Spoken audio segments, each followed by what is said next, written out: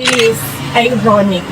But I have to thank Bongbong Marcos because we have a relationship now, a father and a daughter relationship. Mas maganda po siguro kung magpasalamat muna si VP Sara sa kanyang ama. Dahil kung siya man po ay nagkaroon ng pagkakataon at nagkaroon ng oras kasama ang kanyang ama, ay dahil ito sa kasong EJK. Si Yusek Claire she woke up today and chose violence. So, pag-usapan natin itong topic na to, mga kocher. Alam naman natin, kahapon, may pa-thank you. May pa-thank you si Sara. Pero, dito sa pa-thank you na to, mga kocher, it's interesting kasi bihira mangyari to. Si Presidente sumagot kay Sara. Balikan natin yung balita. VP Sara thanks PBBM rekindles father-daughter bond with FPRRT. Ayan. Really is ironic.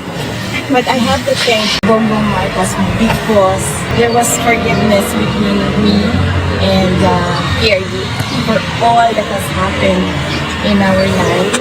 We have a relationship now, a father and a daughter relationship. Now I have this. I have this relationship with my father. Ako lang ang may ganitong relasyon ngayon sa tatay ko. Wala kayong lahat. Walang Bongo, walang Hanilet, walang Kitty. Kasi uuwi eh. Ako lang ang nandito. Sa akin lang to. Binakuran na niya yung tatay niya. Ano yan eh. That's a soft flex.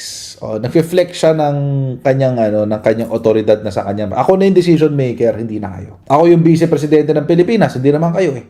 Sa akin, this is kaplastikan. Ganito ang salitaan ng mga tao na narcissistic.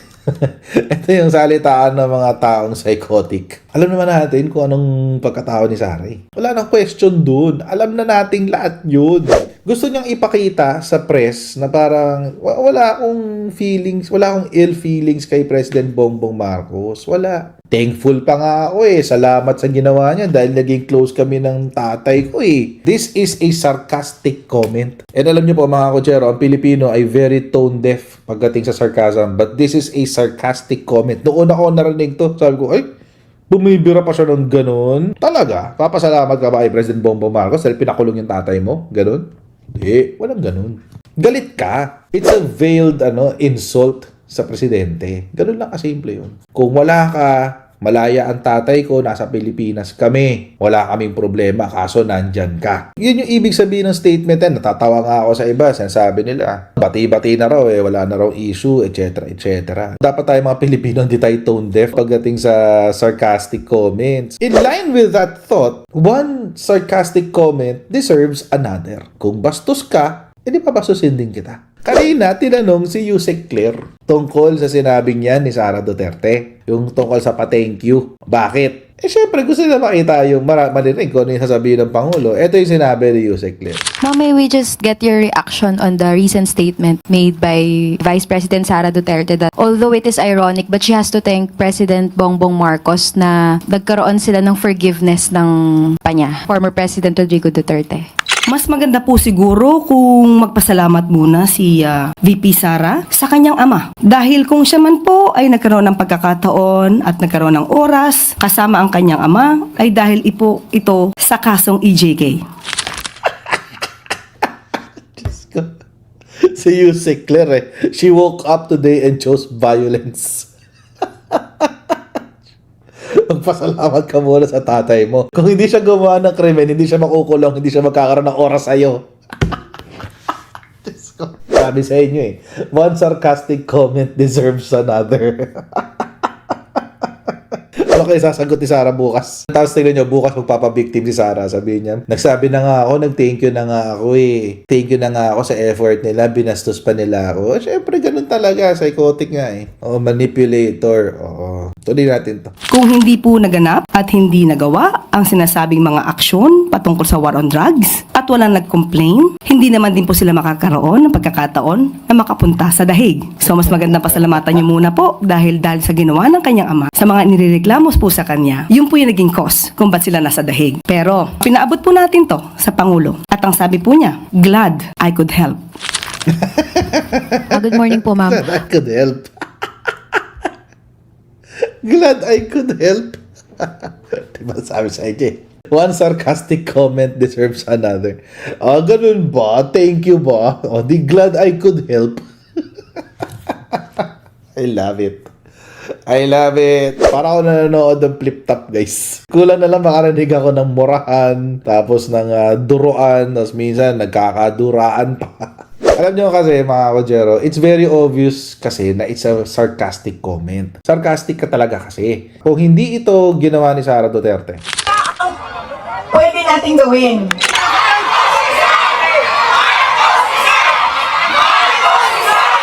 Marcos resign! Marcos resign! Marcos resign!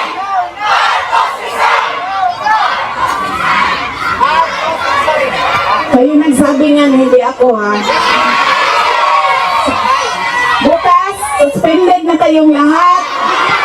Nakulong na kayong lahat sa sedition.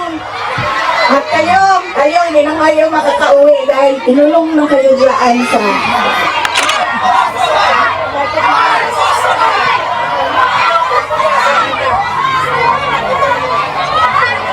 taga?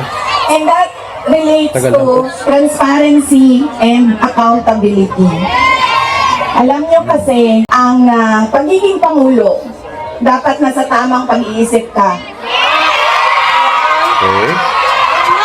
Nagsalita ni Dahil Sara? nasa mga polisiya mo at desisyon mo ang kinabukasan ng kabataan at ng bansa. Yeah. Kaya, yung pagsasabi na hindi mahalaga ang drug test sa aking kapasidad at abilidad na mamuno is tantamount to betrayal of public trust. Wow, grabe naman. Betrayal of public trust pala yun. Oo. Betrayal of public trust pala yun, oh. Yung sinabi na yun. Pag tumatanggi daw sa drug test, take note ha. Pag tumatanggi daw sa drug test, it is tantamount to betrayal of public trust. Ibig sabihin, it is an impeachable offense. Okay, wait lang. Wait ka lang dyan, girl. Paano ngayon to? Nung si Duterte umamin na siya ay addict sa marijuana, anong sinabi ng palasyo? No one can order the president pagdating daw sa drug test. Hindi daw pwedeng utusan ang Pangulo, sabi ni Harrieta Roqueta. Ano yung masasabi mo dito? Diba? Uno reverse card yan, guys. Sabi ni Harry Roque, hindi ko po alam kung anong dapat na response dyan kay Senator Trillanes dahil marami naman talaga siyang sinasabi na hindi ko na nga lang pinapansin o hindi pinapansin ng palasyo. Pero ngayon po, hindi ko po alam kung ano sasabihin sa kanya other than Presidente po ay halal ng bayan. Kung gusto mo pong magpa-drug test si Presidente, gagawin niya. Pero hindi po para utusan siya ng kahit sino. Nagawa ba yung drug test na yan? Hindi. Walang drug test na naganap. If that is the case, kung susundan natin yung lohika ng sinabi ni Sara Duterte, ibig sabihin, nung panahon ni Rodrigo Duterte, he should have been impeached. Kasi ang ginawa niya, number one, umamin siya na siya ay nagmamariwana, umamin siya na siya nagpa-fentanyl, hindi siya nagpa-drug test, which is a betrayal of public trust. Therefore, could have been impeached. Pero hindi siya ma-impeach. Bakit? Hawak niya ang Kongreso sa leeg eh. Hawak niya si Alan Peter Cayetano eh. Tapos hawak ni Sara Duterte si pangalan niya? Velasco. Ang hawak lang naman ni Digong si si Alvarez. Tinanggal unceremoniously by Sara Duterte. Kaya hindi ma-impeach. Imagine mga kotsero, sa panahon na itong si Velasco ang House Speaker, yumaman ng sobra si Pulong. Yumaman ng sobra si Sara. Dahil naipasok yung confidential funds, nagkaroon ng 51 billion si Pulong. So, baka gusto yung sabihin niya sa tatay niya yun. Tatay, or papa, ang ginawa mo is a betrayal of public trust. Dahil hindi ka nagpa-drug test.